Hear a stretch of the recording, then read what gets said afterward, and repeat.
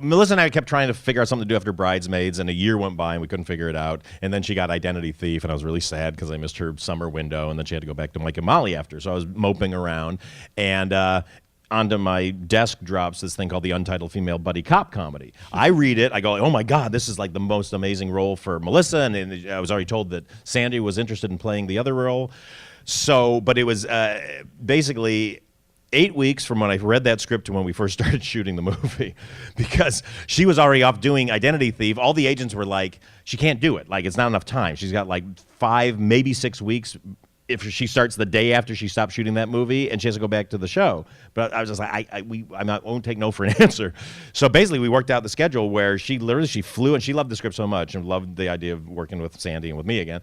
And so she flew in the day she wrapped Identity Thief, came in that next morning, did a camera test. The next day we were shooting.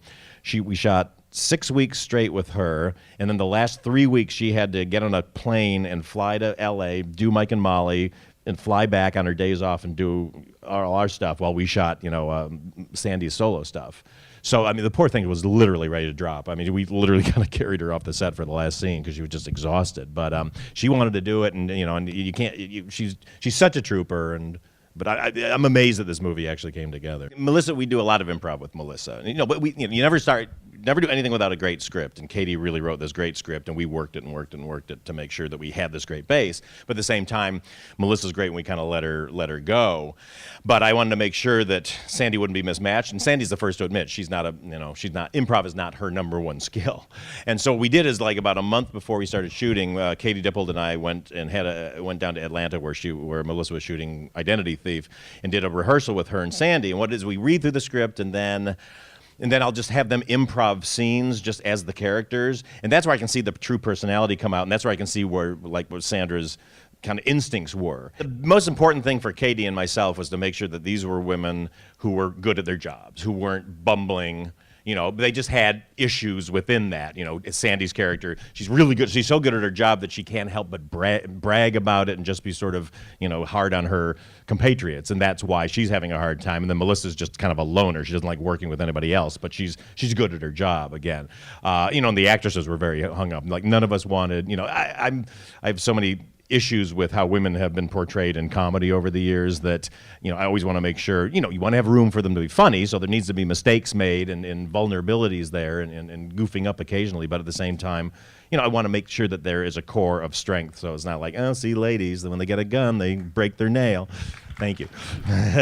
No, because, I'm just tired of watching these comedies, these male-based comedies, where I'll see a hilarious woman I know not being funny because they make her be mean, which is like this kind of little boy's image of what women are, which is, they show up and they ruin a good time and mom comes in and stuff.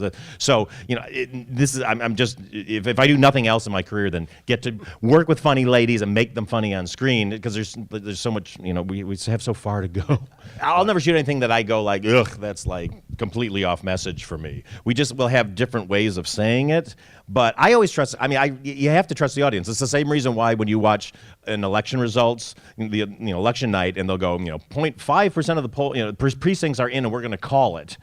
It's because you get one audience of 500 people is pretty indicative of what you're going to get from the general public. And I don't say that in a bad way. It's pretty amazing. It's very, representative. And so, yeah, so chuckles, warm chuckles, we take them out, but again, my litmus test is high for what I think is offensive or whatever. But then also all throughout the filming process and throughout the writing, everything, there's so many women around, from the cast to the writers to the producers.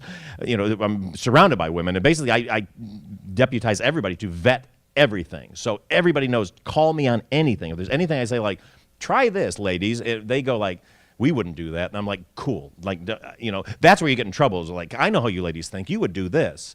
But what's great is, and they go like, we wouldn't do that. It was like, well, how would you do it? And if I'm working with really good comedy people, they'll give me a solution. They go like, that's awesome. And then I can put my bend on it, and then we all kind of weigh in, and then we'll find kind of the funniest way to do it. But it's a democracy in that way. To sit in the back of a theater at a test screening and hear audiences laughing. I mean, we put together Bridesmaids, and like, you know, when Maya Rudolph's walking, you know, sinking in the street with her in her wedding dress, and like women are screaming with laughter. It was just like that is so exciting for me. Also because it's like we're finally, like, women are kind of getting a comedy that they are, you know, kind of enjoying on that raucous level that guys have gotten for so long. And so I don't know.